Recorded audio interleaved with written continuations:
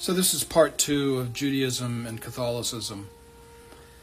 And it follows, yesterday my TikTok was taken down after about an hour-long, really very dense piece of work that I wanted to do because the Genius Act and blockchain is now clearly part of our financial system. And it was taken down because I implied that the Prime Minister of Israel should be sent to The Hague. And it's not a very good joke, but I'm going to do it anyways. Netanyahu, a lot of people don't know, is a Yiddish word that means hell pig.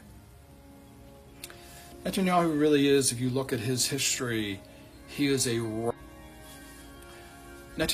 is a ravenous, murderous, bloodlusting beast, to include the only Catholic church in Gaza. Now, the former Pope Francis used to speak to this priest every night before he went to bed.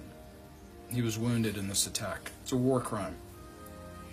So the theme here, I know I'm setting you up, it sounds like I'm going to go Nick Fuentes on you, doesn't it? Or it sounds like I'm going to go Brother Nathaniel, who is a Jew who converted to Orthodox Christianity. He's an Orthodox monk, lives in Colorado, I believe, and tells the story of why he calls Judaism a religion of death. So I'm not going to do either one of those things, quite the contrary. Like Alexander Dugin, I'm arguing that the way we move forward progressively has to be deep in roots. That's why this is called 1,000 Years Together. It's a play on Solzhenitsyn's 200 Years Together. So I just looked. I actually really am pleased with this. Give me just a moment to pull this up. So I can look. I'm going to wind down my relationship with TikTok for this reason. All right, I've got my thinking cap on. Sorry. So I'm going to go look at this post from just half an hour ago, where I invite people to come to Substack and hear this speech, hear this conversation about Judaism and Catholicism. And I can go down here and look at the data, and I want to show you where the viewers are from. It'll take me just a minute. Okay, so historically, half of the people who listen to Bruno are male, at least 50, 60, 70% of them are male, and they're always 55, about half of them are 55 years and older, which is unfortunate because I really want to talk to people who are younger. So let me go to viewers. 77% are male, okay? Which is unfortunate because really a lot of what I want to talk about would be better, more readily understood by women. And I talk about that all the time. Most of the things that I see on social media about Christianity and Christ and come from people I would describe as New Age, chakra people, astrological people, and so forth. And we're going to get into that. That's why we're calling this Judaism and Catholicism. 60% of the people who have watched this video are from the United States. 16% other. I don't even know what that is. 7% Canada, 6% United Kingdom, 2.6% South Africa, Australia, Ireland, Kenya, UAE, France, Romania, and Israel was on here 2 minutes ago, all of which are between 1% and 2%. So that's exactly what we want to do. This is an invitation to this isn't like an ecumenical thing. Okay? It's not Nick Fuentes. It's not we're not going to trash Judaism. We're going to go 1,000 years together, and we're going to walk through how we got here and what we're going to do about it. Benjamin Netanyahu must go to The Hague. That's why they turned me off yesterday. There is no reality, there is no future for either Israel or the United States unless Benjamin Netanyahu goes in front of the International Criminal Court. There is no civilization with terrorism. Iran is not involved in terrorism. Bombing the port of Haifa is not terrorism. So I want to start by reading this to you. And this, you could have this conversation in any, graduate course on either religion or the history of the Middle East or what have you. So, Bellum Judaicum,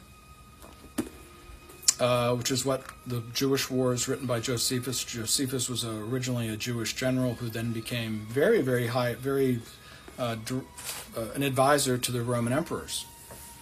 And in the appendix of this book, I wanted to read to you just a paragraph, if you'll indulge me. And the appendix is called Bandits, Terrorists, Sicarii, and Zealots. And we use the word zealotry and zeal and so forth in English all the time to reference these Jewish fighters who wanted to directly take on Rome.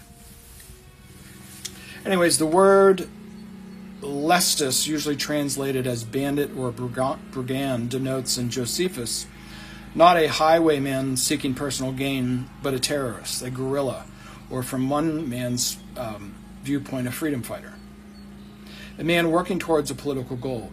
Brigandage of this kind was frequent, if not endemic, problem in Palestine. And of course, the Romans gave the name Palestine to this part of the world. Herod's first post was a military commission to put down bandits in Galilee in 46 BC, right after the death of Christ. Probably the survivors of the party of the deposed Aristobulus. Herod's death in 4 BC was followed by a revolt against Roman overlordship, in which bands of brigands supporting pretenders to the throne played a part. The annexation of Judea to the province in AD 6 intensified Jewish national feeling, which we call Zionism today, which hardened into a military resistance movement using terrorists and guerrilla tactics. Let me just get it out there and so that we can all move on. Israel was born out of terrorism. The King David Hotel, the Gun Brigades. Rahm Emanuel is the son, Rahm Emanuel, who I think has been chief of staff for 2 presidents, is the son of an Gun terrorist. And to just connect this all together, the founder of Palantir, who is responsible for the Lavender AI system being used to destroy Gaza. These are war crimes. These are acts of war which are illegal under all international law of 175 countries except for 2, the United States of America and Israel. Right now, there's a meeting in Brazil of led by China and 20 other nations to directly intervene in Gaza. Not to sit around and talk about it, to directly intervene in Gaza.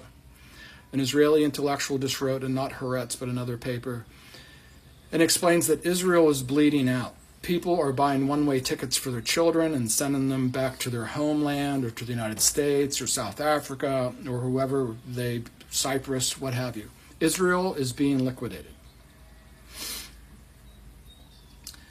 Rupert Murdoch, the director of propaganda for the War on Terror, owner of Fox News and the Wall Street Journal, which just published the hit piece on Trump. We've known about Trump and Epstein for 20 years, right?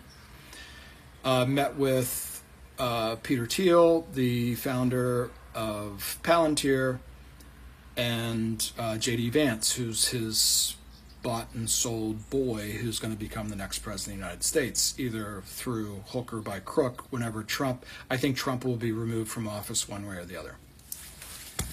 So, excuse me, I need a little juice. So it sounds like this is going to take another 10 minute, but let me just lead into the part 3 of this. So normally when you start talking about religion, like Judaism or Catholicism, what you're going to do is you're going to have this forced push into zealotry, into a kind of like hyper-traditionalism, right? I've known like very traditional, I know traditional Catholics that have been excommunicated for this reason. Or you have Jews, people like Mark Levin, who want to promote this hyper-zealotry like I just described in this appendix of the Jewish Wars. This is not what's going to rescue either Israel or America. By the way, just to remind you, half of the world's Jews live in Israel, the other half lives in the United States, and the rest is like 10% live everywhere else. So you can almost say that half live in Israel and half is in the United States. In the United States, they live in very dense populations in Dade County, Florida, Los Angeles County, and Brooklyn. Through the 20th century, Catholics and Jews basically were the cornerstone of the Democratic Party. If these two groups don't work together, Israel is 50-50 going to be liquidated the next 3 to 5 years. If these two groups don't work together, America will go through a liquidation.